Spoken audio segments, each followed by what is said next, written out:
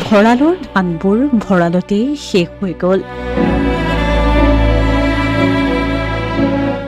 চকুৰ সন্মুখতে সপোনৰ ঘৰখন উটি গ'ল পানীত। শেষ হৈ গ'ল কষ্ট উপাৰ্জিত সম্পত্তি। কিন্তু এটা মাত্ৰ মেছেজ দিয়েই দায় সাৰিলে নেপকো কৰ্তৃপক্ষই। নেপকোৰ দায়িত্বজ্ঞানহীনতাত ৰঙানদীৰ প্ৰলয়ংকাৰী বানত শেষ হৈ গ'ল নৈপৰীয়াৰ সপোন। নেপকোসৃষ্ট ৰঙানদীৰ বলিয়া বানে প্ৰতি বছৰেই জলাকলা খুৱাই আহিছে নৈপৰীয়া ৰাইজক। এই বছৰো তাৰ ব্যতিক্ৰম নহ'ল। কোনো আগতীয়া জাননী নিদিয়াকৈ নিশা হঠাৎ পানী এৰি দিয়াত নিমিষতেই নেপকোসৃষ্ট পানীয়ে বুৰাই পেলালে লখিমপুৰৰ বিস্তীৰ্ণ অঞ্চল। নৈপৰীয়া লোকবোৰ প্ৰস্তুত নাছিল এই পৰিস্থিতিৰ বাবে।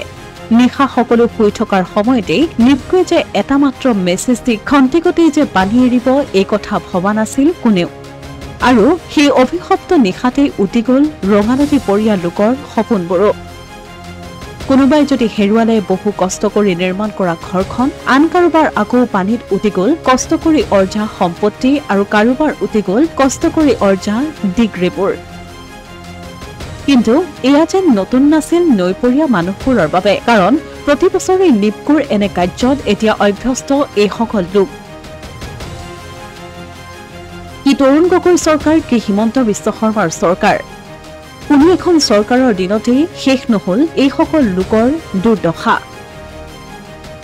তৰুণ গগৈ চৰকাৰৰ দিনতো বিনা জাননীৰেই পানী এৰিছিল নেপকোৱে। বৰ্তমান হিমন্ত বিশ্ব শৰ্মা চৰকাৰৰ দিনতো দেখা গ'ল নেপকো কৰ্তৃপক্ষৰ এনে দায়িত্বজ্ঞানহীনতা।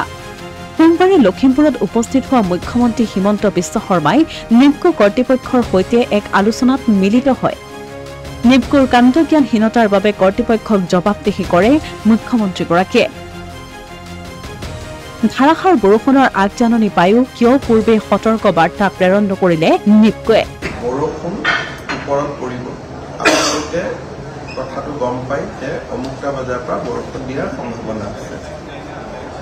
পানীটো যিখিনি আগত পানীটো ৰিজাৰ্ভ হৈ যিখিনি থাকে সেইখিনি আপোনালোকে খালী কৰি দিয়ে জানো?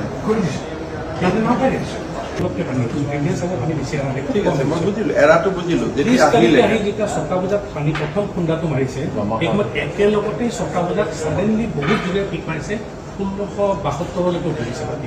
ৰাতি এটা লাগি দিয়ে নহয়, আমি তেতিয়াই ৰিচিভ কৰিছোঁ, কিন্তু আমি গেটখন ঘপকৈ উঠাই দিব নোৱাৰোঁ। কলপালেতো আমি তেতিয়া 3 মিটাৰ 3.5 মিটাৰ 4 মিটাৰ 4.5 এনেকৈ গৈ তাৰমানে আপোনালোক আৰু আমাৰ মাজত কথাটো মই নাজানো, টেকনলজিৰ কাৰণে আপোনালোকে নোৱাৰে নে কি কৰে।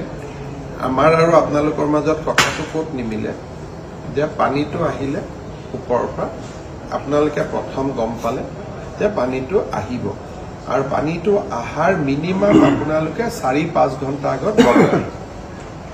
চ' সেইখিনি সময়ত ডিচিক ফোন এটা কৰি আমাৰ মানুহখিনিক এলাৰ্ট কৰিব লাগে যে আজি পানী কিন্তু মই পৰিৱেশটো আমি ভাল দেখা নাই, আপোনালোকে মানুহখিনিক আগতীয়াকৈ ৱাৰ্ণিং কৰক। এতিয়া আপোনালোকে কি কৰিছে, গ্ৰুপত এটা মেছেজ দিছে, মোৰ হাতত যিটো খবৰ আছে। এতিয়া গ্ৰুপত মেছেজ দিয়াটো হ'ল কি যে ডিচিজনেতো নাজানে যে আজি বৰষুণ দিব, তেওঁতো শুই থাকিব ডেফিনেটলি। কথাটো বুজি পালে? ধৰক আজি মই এতিয়া ঘৰৰ পৰা গ'লো 10টা বজাত, মই ঘৰ গৈ পালোঁ 10টা বজাত স্বাভাৱিক মানুহ শুই যায়, মইতো গম নাপাওঁ যে বৰষুণ আহিব। কিন্তু মোক কোনোবাই ক'ব লাগিব যে ছাৰ আজি কিন্তু আপুনি নুশুব, হেভি ফ্লাড আহি আছে, আমি হয়তো গেট খুলিবলগীয়া হ'ব পাৰে।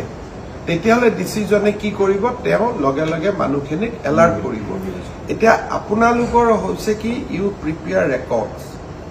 স্পিৰিট আৰু লেটাৰৰ মাজত এটা বহুত ডাঙৰ গেপ থাকে।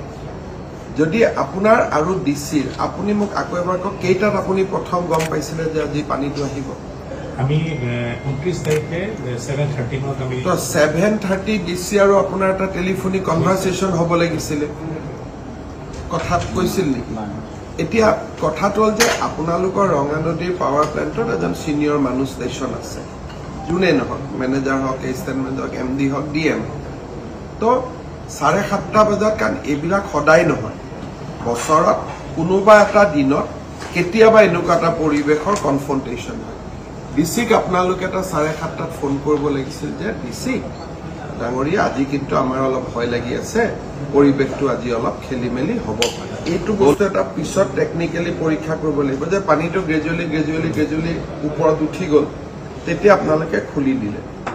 ৱেডাৰ আহোঁতে like run of the system যে আহিছে আমি লগে লগে এৰি দি আছো। পিছে ৰাইজৰ এনে দুৰ্দশা দেখিও শিক্ষা ল'বনে নেপকো কৰ্তৃপক্ষই? মুখ্যমন্ত্ৰী হিমন্ত বিশ্ব শৰ্মাৰ এই সতৰ্কবাণীয়ে অলপ হলেও নৈপৰীয়াৰ দুৰ্দশা শেষ কৰিবনে, নে পুনৰ এই নেপকোৰ দায়িত্বজ্ঞানহীনতাৰ বাবেই দুৰ্ভোগ ভুগিব লাগিব নৈপৰীয়া জনতাই? Asomiya Pratidin digital desk.